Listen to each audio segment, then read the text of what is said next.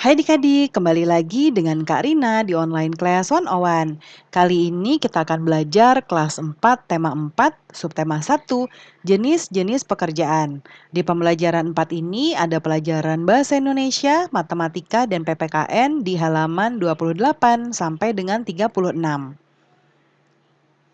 Nah, adik-adik, supaya kualitas ketika adik-adik lihat video Kak Rina lebih baik, adik-adik jangan lupa setelannya diubah dulu kualitasnya menjadi yang paling baik ya, seperti ini. Ya, supaya tidak buram ya. Nah, kalau mau lihat video pembelajaran lain, adik-adik juga bisa klik di kanan atas ini. Nanti ada playlist dan juga rekomendasi pembelajaran lain. Tapi sesuai judul ya. Kalau mau yang kelas lain atau tema lain bisa klik di kolom deskripsi seperti ini. Nanti akan ada daftarnya. Nah, misalnya adik-adik kan kelas 4 ya, berarti pilih ini kelas 4 playlistnya, klik biru-birunya. Nanti kita akan dialihkan ke playlist di kelas 4 ya, seperti ini. Misalnya nih adik-adik mau lihat kelas 4 tema 3, berarti klik di sini putar semua. Nanti akan ada daftar playlistnya di sebelah kanan nih. Nah, ini tema 3 kelas 4. Jadi dibuatnya berurutan, adik-adik tinggal cari mau lihat subtema berapa, pembelajaran berapa, dan halaman berapa. Di-scroll aja ke bawah sampai ketemu ya. Nah, nah adik-adik kita mulai ya. Ada Siti di sini. Kata Siti, pengetahuan apa saja yang harus dimiliki oleh seseorang yang bekerja adik-adik? Apa yang akan terjadi jika mereka tidak memiliki nilai-nilai itu? Nah, saat seseorang bekerja, mereka harus punya nilai-nilai yang baik ya. Jujur dan kerja keras adalah nilai yang harus dimiliki. Apa sih yang dimaksud jujur? Lalu apa contohnya? Nah, kita simak dulu cerpen berikut ini ya. Judulnya Pemimpin Idola, Pemimpin yang Jujur. Ida teman sebangku. Temanku sebangku, mungil, berkulit hitam manis, tidak banyak bicara. Dan pandai itulah cirinya. Ia seorang anak yang sederhana. Ayahnya sudah lama meninggal. Ia tinggal bersama ibu dan adiknya. Ida anak yang sangat pandai. Nilai-nilainya selalu bagus. Memberinya kesempatan meneruskan sekolah tanpa biaya. Ya, atau disebutnya mendapatkan beasiswa ya adik-adik. Semua buku pelajaran dan perlengkapan ditanggung oleh sekolah. Ida tidak pernah malu dengan kondisi keluarganya. Bahkan ia semakin rajin belajar dan terus berprestasi. Ida juga selalu menjadi tempat bertanya jika teman-temannya mengalami kesulitan dalam pelajaran. Teman-teman memilih Ida sebagai ketua kelas karena dia pandai, tenang, dapat berkomunikasi dengan baik, serta mampu menjaga ketertiban kelas menjadi modal utamanya Ida ya. Nah, kemudian hari ini Ibu Tati mengingatkan tentang ulangan matematika. Sebagian siswa tidak siap, termasuk Gugut si jagoan bola yang duduk di belakang kami. Waduh, saya belum belajar, Bu. Kemarin saya seharian bermain bola sampai sore. Pulang ke rumah langsung tidur, Bu, protesnya. Ulangan tetap berlangsung. Gugut resah. Ia menengok ke kiri dan ke kanan. Tiba-tiba ditendangnya kursi Ida dari belakang. "Shh, Ida, bantu aku dong, geser dikit ke kiri agar aku bisa lihat jawaban di kertas ulanganmu," pinta Gugut. Ya, Ida bergeming. Ia hanya menggelengkan kepala pelan, tanpa menengok ke belakang. Gugut mengganggunya lagi. "Ayo dong, Dak, sekali aja nih. Nanti aku beri kamu uang 10.000. Kamu bisa jajan kue di kantin," rayunya ya. Gugut tahu benar Ida tidak pernah jajan di kantin. Ibunya tidak memberinya bekal uang jajan. Ida selalu membawa sebungkus nasi dan lauk dari rumah. Namun di luar dugaan Gugut ya, Ida tidak terusik. Sekali lagi ia menggeleng pelan. Sampai waktu berakhir, Gugut terpaksa menyerahkan kertas ulangannya dengan lunglai. Pada waktu istirahat, Ida menghampiri Gugut. "Maaf ya Gugut, aku bukan tidak ingin membantumu. Mencontek dan memberikan contekan kepada teman adalah perbuatan tidak jujur. Bahkan perbuatan tersebut bisa dianggap sebagai korupsi kecil-kecilan," katanya kepada Gugut. "Ah Ida, masa nyontek sekali aja dianggap korupsi? Setauku korupsi itu nilainya miliaran dan hanya dilakukan oleh pejabat berkuasa," kata Gugut ya. Lalu Gugut, justru kita harus melatih diri. Korupsi dan mencontek sama-sama mengambil hak orang lain. Bernilai kecil atau besar tetap saja tidak jujur.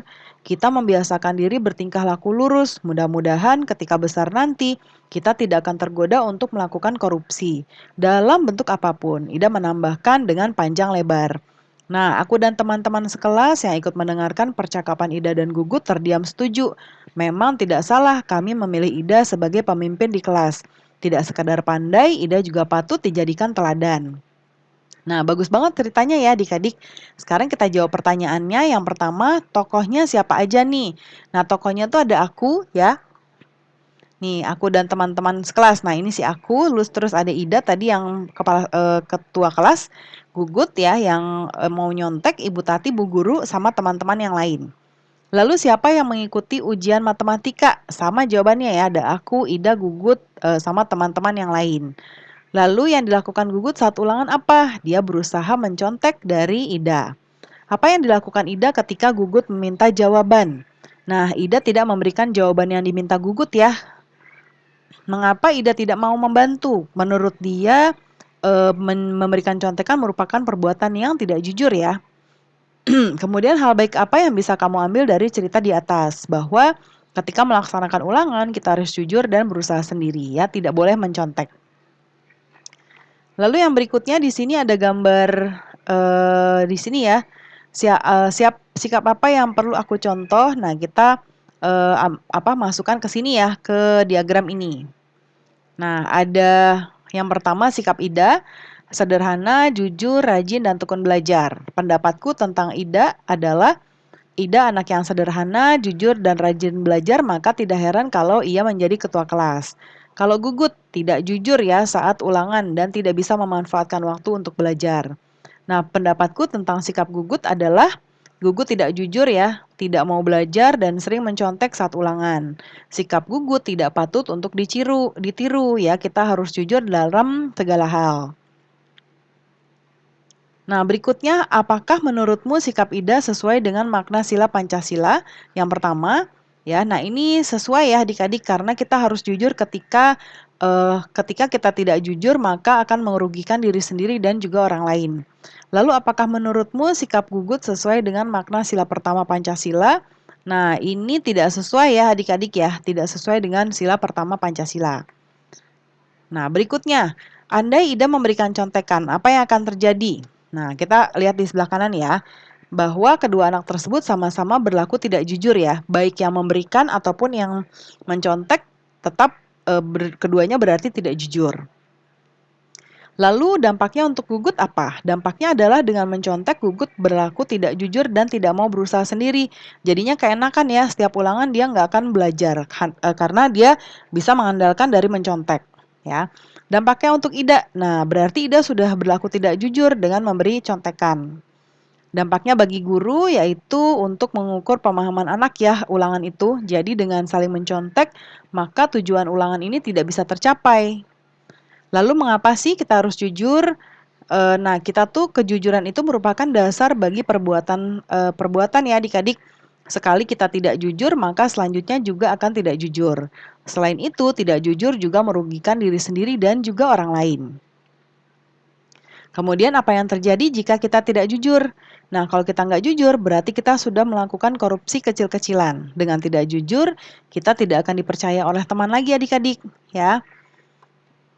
Nah, berikutnya sila pertama mengajarkan bahwa pemeluk agama harus taat dengan aturan agamanya. Setiap agama pasti mengajarkan pemeluknya untuk berbuat jujur ya adik-adik ya. Jadi kalau sikap tidak jujur akan membawa dampak bagi diri kita dan juga orang lain. Kita semua harus jujur ya, termasuk orang-orang yang bekerja juga. Benar kata Ida, mungkin tindakan tidak jujur ketika sekolah adalah mencontek dan tindakan tidak jujur ketika sudah bekerja bisa jadi korupsi. Ya, yaitu mengambil hak yang bukan miliknya. Nah, kalau adik-adik gimana nih? Udah sesuai belum? Ya, udah jujur belum? Nanti diceritakan di sini ya. Berikutnya, Pak Budi bekerja sebagai tukang taman. Suatu hari, Pak Budi mendapat pekerjaan untuk menanam pohon palem mengelilingi taman. Taman berbentuk persegi dengan sisi 20 meter. Pak Budi menanam pohon palem dengan jarak 2 meter di setiap pohonnya. Seperti ini nih ya. Nih, jadi ini tuh jaraknya 2 meter. Ya, dari sini ke sini 2 meter, dari sini ke sini 2 meter ya. Kemudian harga satuan pohonnya tuh 50.000. Berarti Pak Budi menghitung biaya dengan jujur. Ia tidak berpikir untuk melebihkan biayanya. Kita coba bantu Pak Budi ya. Sekarang kita hitung dulu keliling. Ya, apa sih keliling? Nah, kita bisa melakukan percobaan dulu nih. Nah, ini ada persegi ya. 6 sentimeter. Ya, ini 6, ini 6, ini 6, ini 6. Nah, terus kita, buat persegi satuan dengan panjang sisinya 1 sentimeter seperti ini ya. Ya, kecil-kecil. Lalu kita rangkai ya, tutuplah satu persatu hingga menutup 6 persegi satuan, ya. Nah, berarti berapa banyak persegi satuan sepanjang salah satu sisi perseginya? Yaitu ini ya, ada 6. Nih ya, 1, 2, 3, 4, 5, 6 ya. Lalu berikutnya tutuplah sisi persegi yang berdekatan dengan persegi satuan seperti ini. Ya, yang ke bawah. Lalu ada 6 persegi satuan sepanjang sisi yang berdekatan ya. Jadi yang atas 6, yang ini juga 6. Ya, jadi totalnya kalau kita gabung 6 tambah 6 jadinya 12. Kemudian bagaimana hubungan antara panjang salah satu sisi dengan jumlah panjang seluruh sisi persegi? Nah, kalau diketahui panjang sisi persegi adalah S, ya, lalu jumlah panjang seluruh sisi atau kelilingnya berarti adalah, ini kan S, ini S, ini S, ini S. Berarti kita tambahin S, tambah S, tambah S, tambah S ya kan? Karena dia garisnya keliling begini. Jadi rumusnya S tambah S tambah S tambah S sama dengan 4S ya. Nah, jadi hubungan antar panjang salah satu sisi persegi adalah jumlah panjang seluruh sisi, yaitu 4 kalinya ya. Kemudian jika jumlah panjang seluruh sisi yang membatasi persegi disebut keliling, apa yang bisa kamu simpulkan tentang keliling persegi? Ya. Nah, yang ini. Jadi persegi itu memiliki 4 buah sisi yang sama panjang. Misalnya panjangnya S ya, berarti tadi keliling sama dengan S tambah S tambah S tambah S atau 4 kali S. Ya, ini kan ada 4, 1, 2, 3, 4. Jadi 4 kali S. Nah, panjang sisi persegi kita namakan S, keliling kita namakan K. Tulislah rumusnya. Nah, ini tadi ya udah ya. K sama dengan 4 kali S. Nah, berikutnya. Jumlah ukuran sisi yang membatasi sebuah bangun merupakan keliling dari bangun tersebut. Seperti ini ya. Nih kelilingnya ya. Jadi kalau kita tambahkan di sini dia sama masing-masing 6 ya. 1, 2, 3, 4, 5, 6. Terus ke sini juga 6. Ke sini 6, ke sini 6. Kita tambahkan semuanya hasilnya 24 satuan. Ya. Nah sekarang sisi persegi dinamakan S sedangkan keliling dinamakan K. Maka S sama dengan, nah carilah cara yang berbeda untuk menemukan keliling persegi. Kita sudah menemukan 2 ya adik-adik ya, S tambah S tambah S, ya atau 4 kali S, tidak ada lagi cara lain ya. Nah sekarang kita jawab pertanyaan ini, sebuah persegi mempunyai sisi 8 cm. Ya jadi persegi ini masing-masingnya sama 8 cm. Berarti kelilingnya berapa? K sama dengan, kita bisa 4 kali 8, ya, atau bisa juga 4 tambah 4 tambah 4, kok 4 kali 8 sih? Iya benar-benar, ini maksudnya bukan yang ini adik-adik. Maksudnya bukan 4 tambah 4 ya. Tapi 8 tambah 8. Kak Rina salah nih. Atau 8 tambah 8 tambah 8 tambah 8 ya. Nanti hasilnya sama. Sama dengan 8 kali 4 berapa adik-adik? Ya, betul sekali 32 ya, berarti 32 cm. Kemudian yang berikutnya ini sisinya 36. Berarti keliling ya, ini yang sudah diketahui kelilingnya. Nah, ini keliling sama dengan tadi 4S. Berarti kalau ini udah diketahui 36 ya sama dengan 4S. Berarti S sama dengan 36 bagi 4 adik-adik. Ya. Nah, 36 dibagi 4 berapa? Ya, betul ya. Jadi hasilnya S-nya adalah 9 cm. Ya. Kemudian luas sebuah persegi itu 16 meter persegi. Sekarang hitunglah keliling persegi. Kita jabarkan dulu ya yang luasnya ini. Ya. Nah, untuk rumus luas itu adalah sisi kali sisi ya adik-adik ya. Atau bisa kita sebut juga dia sisi kuadrat. Atau sisi pangkat 2. Nah, kalau ini udah diketahui ya, si luasnya yaitu 16, berarti kan ini sama dengan S pangkat 2. Nah, S berarti sama dengan 16-nya ini kita jadiin akar pangkat 2. Ya, nah akar pangkat 2 dari 16 adalah berapa adik-adik? 4 cm ya. Baru nih kita cari apa tadi ditanya kelilingnya ya. Berarti keliling sama dengan, nih kan kita diminta kelilingnya. Keliling sama dengan 4